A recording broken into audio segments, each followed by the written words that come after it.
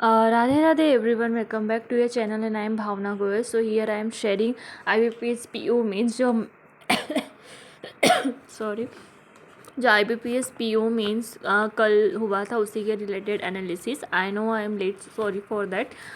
सो ये 2 सेक्शन में आया था. हाँ, इसमें एक मिस्टेक है कि सेक्शन ए जो 2 मार्क्स का था एंड सेक्शन बी 1 मार्क्स का था. तो ये जो क्वेश्चन 1 और 2 मार्क्स के ये मेरे सही है, बस आप सेक्शन थोड़ा एडजस्ट कर लेना. सो मैं आपको उस हिसाब से बता देती हूँ कि मैंने रीजनिंग में 1 नंबर वाले कितने क्वेश्चन किए. मैंने 1 नंबर वाले 5 क्वेश्चन किए थे जो 5 नंबर के हुए, और 2 मार्क वाले जो थे वो मैंने 9 क्वेश्चन किए थे. मतलब मैंने 2 पज़ल करी थी. एक पज़ल थी जो बहुत इजी थी, जिसमें 6 पोस्ट वगैरह थी, उनके 3 वेरिएबल थे, जैसे कि एक सिटी था और एक वो कोई वॉलीबॉल खेल रहा है, कोई हॉकी खेल रहा है, ऐसा वाला था. सो एक वो पज़ल मैंने की थी, वो तो हो गई थी. एंड देन एक और मैंने पज़ल की थी जो थी सर्कुलर वाली, जिसमें 8 लोग थे. हाँ, तो वो देखने में तो बहुत इजी लगी. मैंने पहले 1-2 क्वेश्चंस कर लिए थे 1 नंबर वाले पहले, कि मैं डायरेक्ट पज़ल पे नहीं गई थी, वो किए, देन मैं पज़ल पे गई. आई लिटरली ट्राई, मतलब वो जो लाइन वाली पज़ल थी उसको पहले, क्योंकि देखने में बहुत इजी लग रही थी. मुझे लगता है कि मैंने शायद 15 मिनट उस पज़ल में वेस्ट किए होंगे, और ऐसा नहीं है. लेकिन एट द एंड लास्ट में वो मेरी बन गई थी. उसमें सर्कुलर बनाना तो बहुत इजी था, फिर बहुत इजी भी नहीं था पर ठीक था, लेकिन स्ट्रेट लाइन बनाने में उसमें कुछ कंडीशंस दे रखी थी, उसमें मैं फंस गई थी, और वो थोड़ा ट्रिकी भी था. बट ठीक है, इससे यही सीखने को मिला मुझे कि एक को लेके नहीं बैठना. बट हम कोशिश, पर मुझे लगा था कि 2 नंबर की जितना टाइम मैं उसमें करूँगी, 4 या क्वेश्चन थे उसके, तो मैंने वो कर लिए थे. सो ये मैंने, और एक क्वेश्चन सेक्शन ए में, मतलब जो 2 नंबर वाला था उसमें एक और कोई छोटा सा क्वेश्चन था, एक वो मैंने किया था. तो इंग्लिश में मैंने टोटल 23 मार्क्स का किया है, और आई थिंक सभी सही होंगे. बाकी पता नहीं.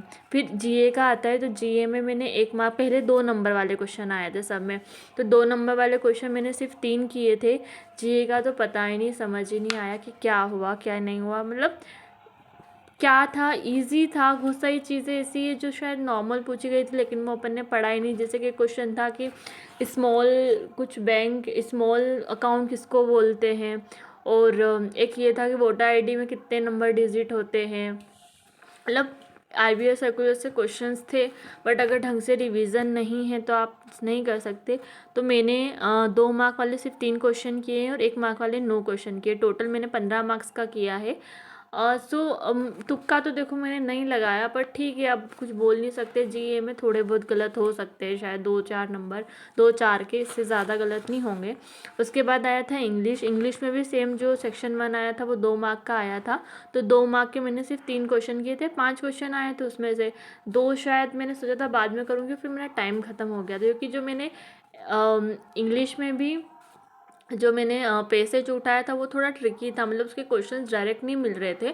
तो एक क्वेश्चन था जिसके 7-8 क्वेश्चन थे, और एक पैसेज था जिसके 7-8 क्वेश्चन कुछ थे, और एक पैसेज ऐसा था जिसके 3 क्वेश्चन थे, लेकिन वो इजी था. वो तो मैंने आखिरी के 2 मिनट में बनाया, तो मेरा बन गया. तो उसमें से मैंने 2 क्वेश्चन टिक कर दिए थे, और कुछ एरर वगैरह थी तो वो मैंने नहीं की थी, क्योंकि मैंने सोचा मैं आरसी कर लेती हूँ, वो ज़्यादा सही है. और कुछ क्वेश्चन थे जिसमें मतलब अरेंजमेंट टाइप वाला कुछ था, तो वो मैंने किए थे. तो ऐसे मैंने इंग्लिश में किए 24 मार्क्स का. 1 मार्क के 18 क्वेश्चन किए, 2 मार्क के 3 क्वेश्चन किए, तो टोटल मैंने 24 मार्क्स का किया.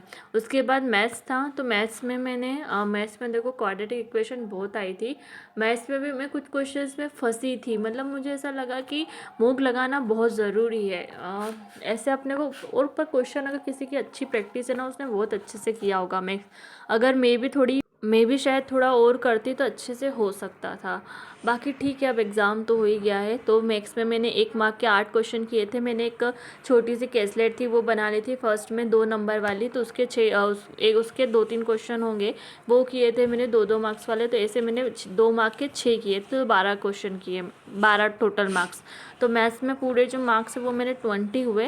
तो अगर मैं टोटल मार्क्स की बात करूँ तो मैंने 82 नंबर का किया. और डिस्क्रिप्टिव का तो क्या ही बताऊँ. डिस्क्रिप्टिव में तो मैंने सोचा पहले कंप्रेंशन कर लेती हूँ, क्योंकि उसमें ज़्यादा दिमाग नहीं लगाना पड़ेगा, तो वो किया. तो लेकिन वो जो कंप्रेंशन आया था वो थोड़ा ट्रिकी था.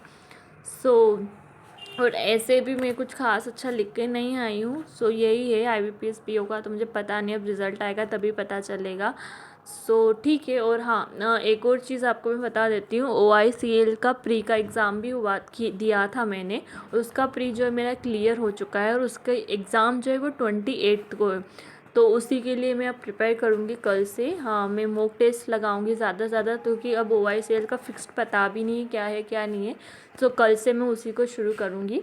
आप में से किसी का OICL का प्री हुआ हो तो बताना प्लीज़। एंड यही एग्ज़ाम हो गया है, ठीक है। अगर किसी का अच्छा नहीं गया हो तो ज़्यादा लोड मत लेना, आगे के एग्ज़ाम्स का ध्यान दो।